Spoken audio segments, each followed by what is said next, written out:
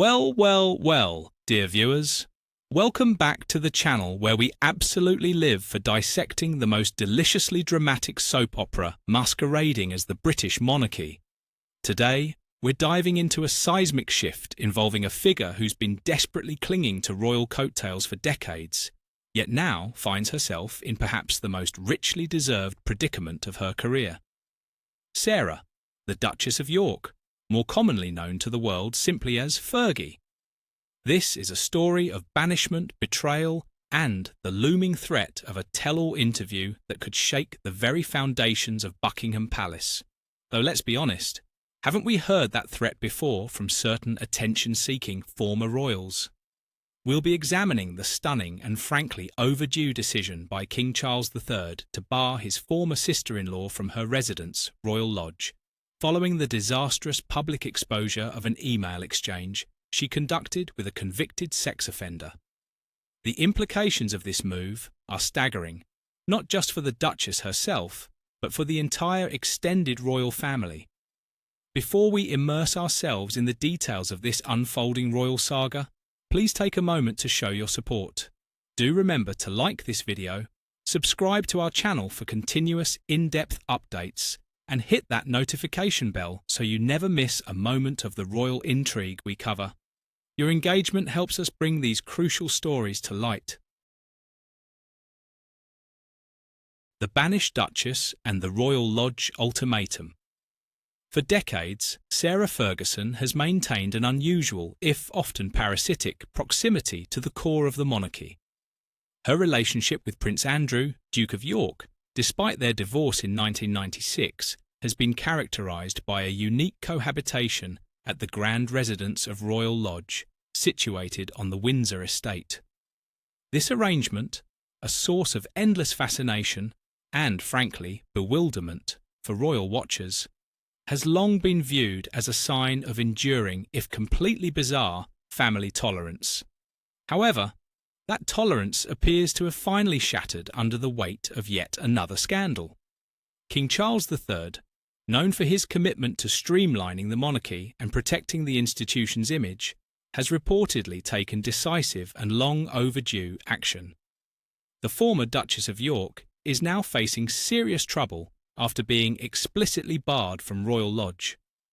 This isn't merely a request for her to find alternative accommodation. It is a profound declaration of enough is enough, stemming directly from the sovereign.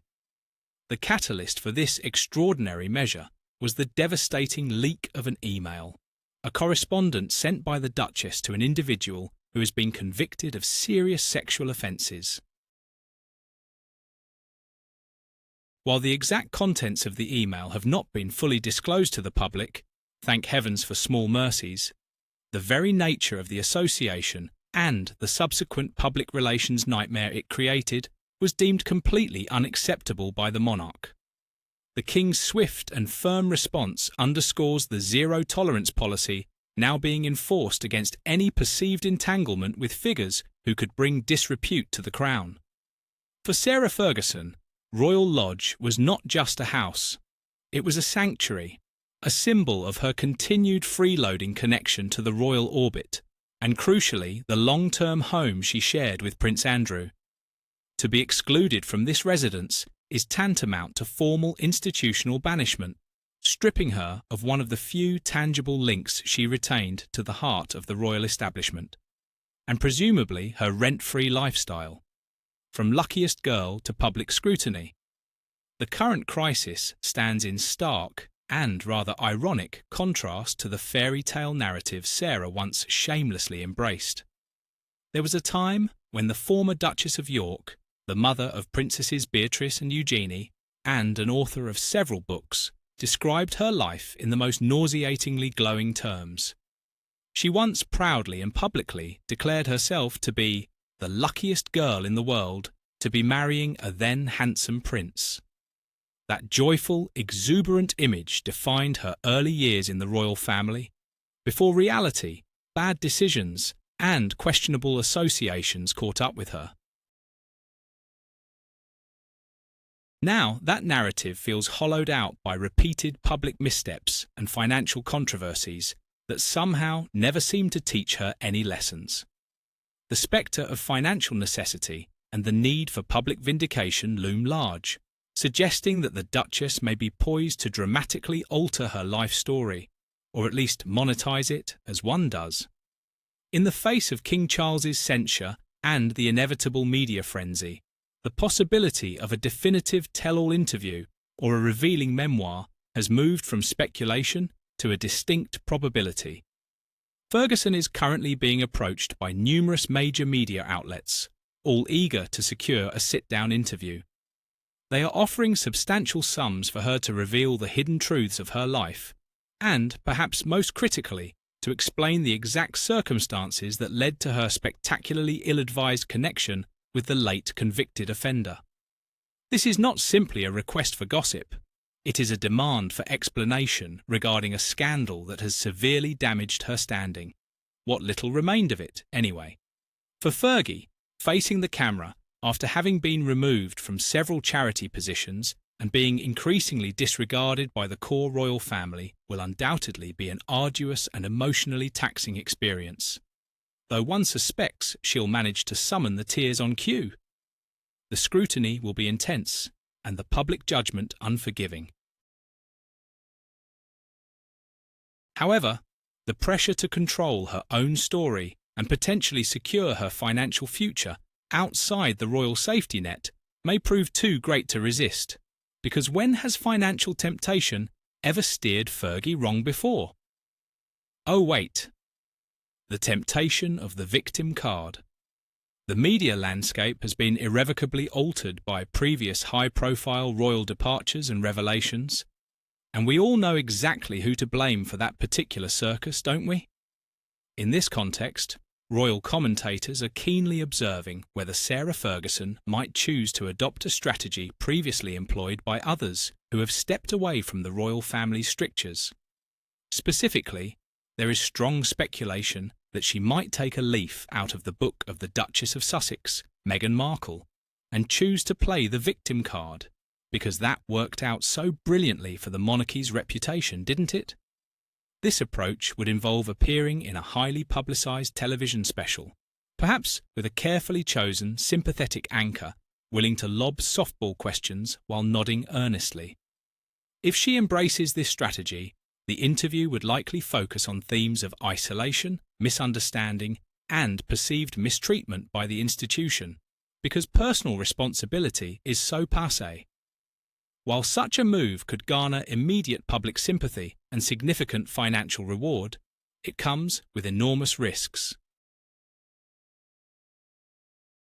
It would almost certainly lead to airing dirty laundry in the public sphere, revealing sensitive personal and institutional details that the royal family desperately wishes to keep concealed. The consequences of such a public airing are manifold. It would further alienate her from King Charles III, potentially severing all remaining ties. And it would place immense pressure on her daughters, Princesses Beatrice and Eugenie, who strive to maintain their respectful roles within the monarchy while supporting their mother, because nothing says loving parent like publicly humiliating your children's family for a paycheck. The legacy of fabulous Fergie and financial necessity. To understand the intense pressure Sarah Ferguson is under, one must recall her history of lavish spending and financial indiscretions. And oh, what a colourful history it is. During her time as a working royal, and even in the years immediately following her divorce from Prince Andrew, Ferguson's spending habits were notoriously far from modest.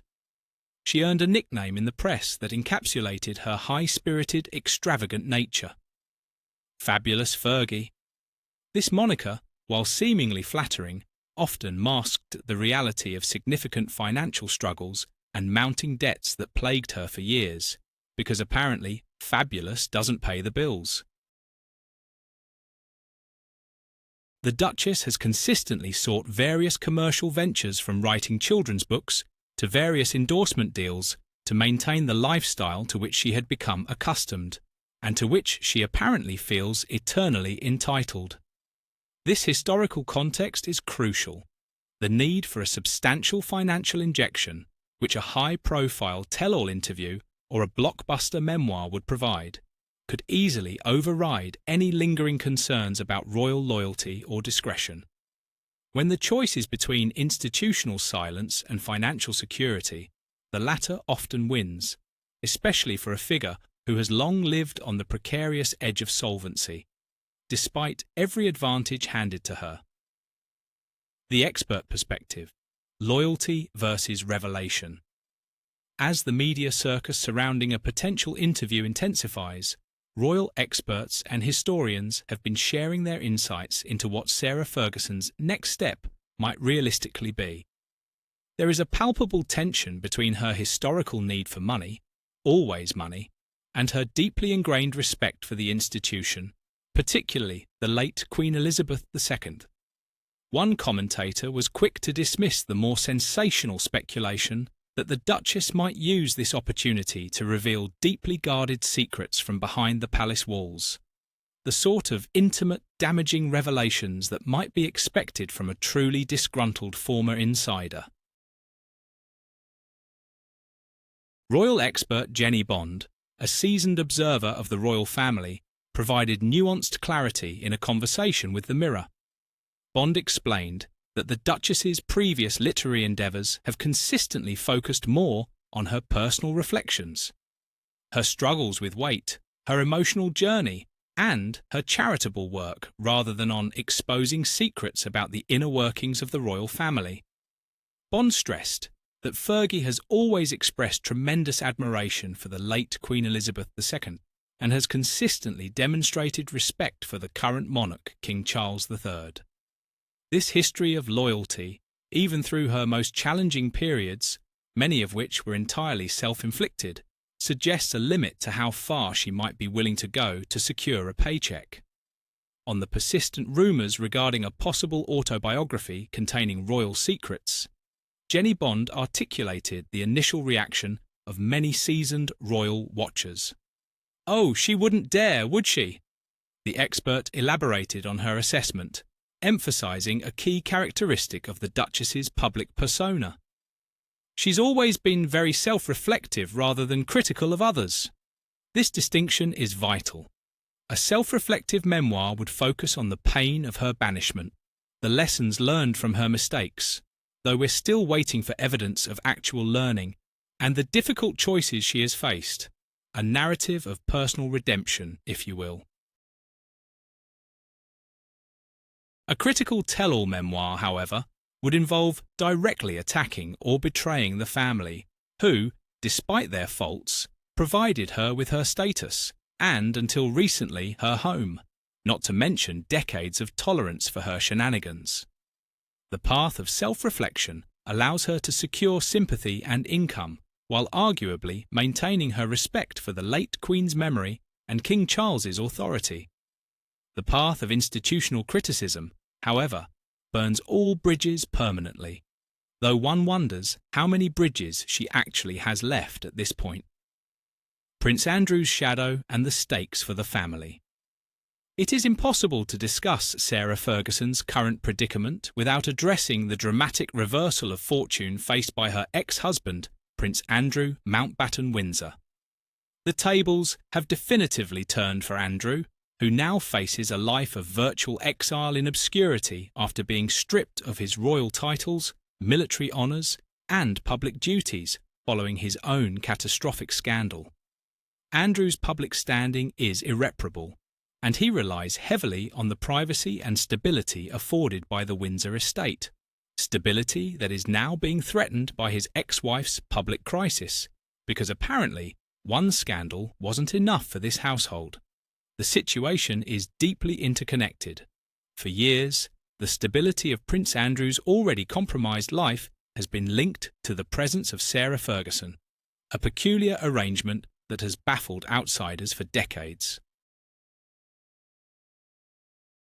Her media appearance, should it materialise, would signal not just her own future moves and plans, but could also drag Andrew back into the spotlight, exacerbating his already profound isolation and deepening his exile in obscurity.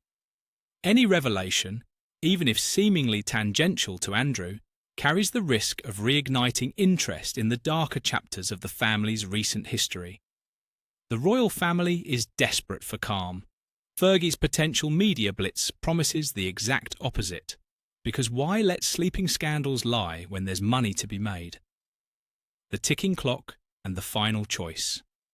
As the days turn into weeks, all eyes are fixed firmly on Sarah Ferguson. Will she succumb to the financial imperative and the temptation of public vindication by accepting a lucrative, highly scrutinized sit-down interview? Or will she heed the warnings of history and loyalty, concepts that have proven rather flexible in her past, choosing the path of self-reflection and discretion, thereby hoping to maintain a tenuous connection to her daughters and the institution they serve?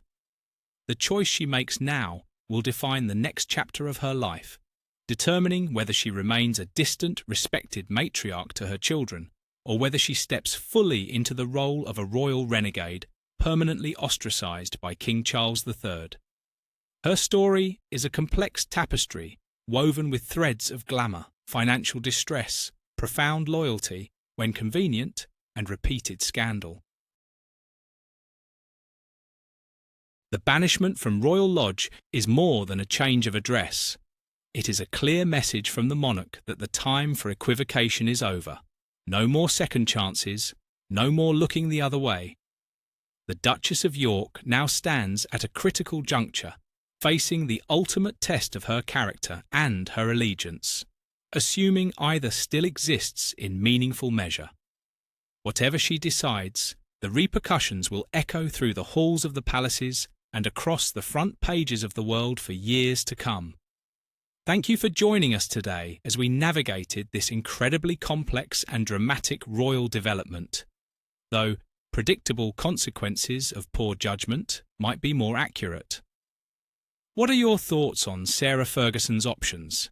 Do you believe she will maintain her loyalty to the crown, or do you think the pressure of necessity, and let's face it, habit, will force her to take the path of the tell-all interview? We value your insights, so please share your opinions and predictions in the comment section below. Don't forget to like this video, subscribe to the channel for more brutally honest analyses of the royal family, and join us next time as we continue to track this unfolding story. Thank you for watching, and we wish you a